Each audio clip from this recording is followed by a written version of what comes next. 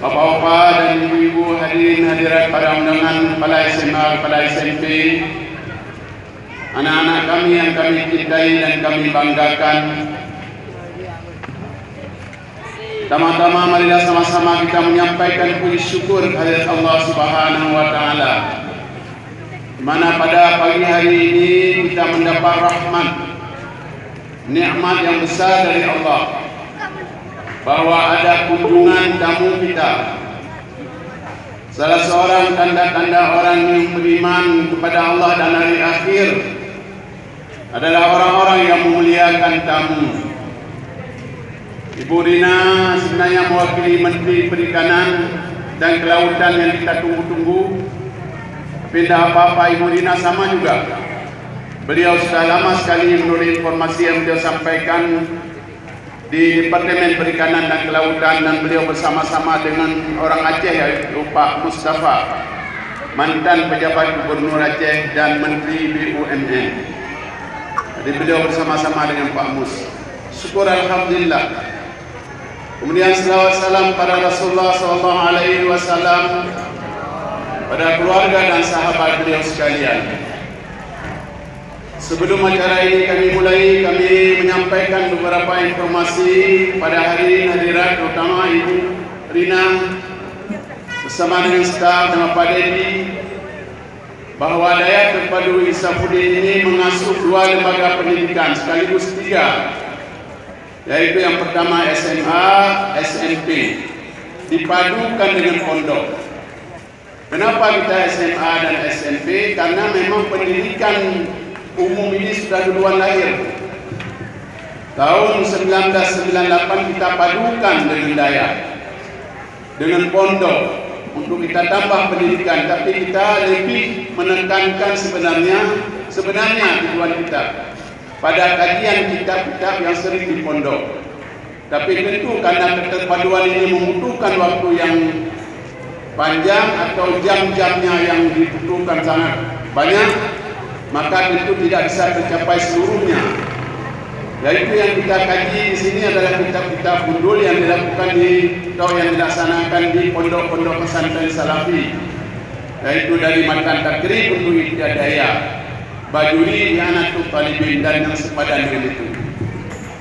Kemudian jumlah santri kita sekarang 520 orang, dan ada 12 orang dari Thailand Selatan, dari Yala, dari Patani dan Naratuan. Kemudian ada beberapa orang juga dari Malaysia.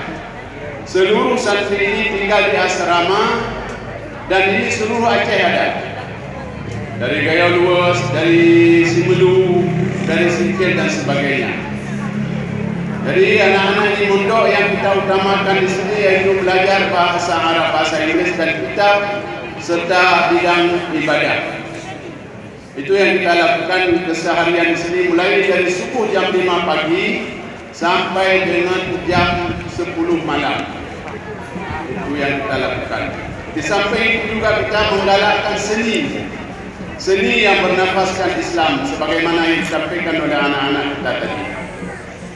Hadirin hadirat yang berbahagia, kami menyampaikan penghargaan dan terima kasih kepada Karantina Ikan dan Ibu mewakili Menteri, bahwa kami menyampaikan apresiasi yang sedikit-sedikitnya, di mana Ibu memilih Dayat Terpadu Isafuddin ini untuk kita galakkan makanan ikan atau gemar makan ikan ini. Karena sekarang banyak sekali food atau kuliner yang menghadang kita, yang kadang-kadang itu bukan hanya mengganggu kesehatan, tapi juga adalah kehalalannya, apalagi thayyibannya. Maka oleh karena itu, barangkali nanti Ustaz Masrul dari Ibu yang mewakili Menteri akan menyampaikan cerahan-cerahan kepada anak-anak kita untuk menggalakkan makanan kuliner kita. Karena kuliner kita ini mengandung gizi yang baik, juga yang paling penting adalah halal.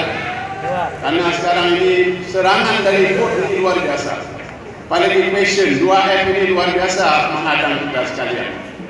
Maka untuk itu sekali lagi kami menyampaikan penghargaan. Barangkali anak-anak kami ini yang menerima Ibu Yang menerima saudara-saudara kami, Bapak Kesi juga hadir di sini yang menerima bantuan dari Ibu.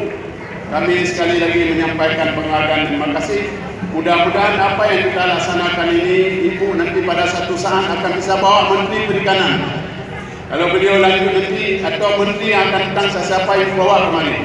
Kami siap, anak-anak kami siap untuk bakar ikan yang sebanyak-banyaknya kita promosikan ke tengah-tengah masyarakat. Saya terima kasih sekali lagi kami sampaikan dan selamat datang di daerah Kabupaten Sapudi. Mudah-mudahan betah di sini dan akan hadir lagi pada kesempatan yang lain.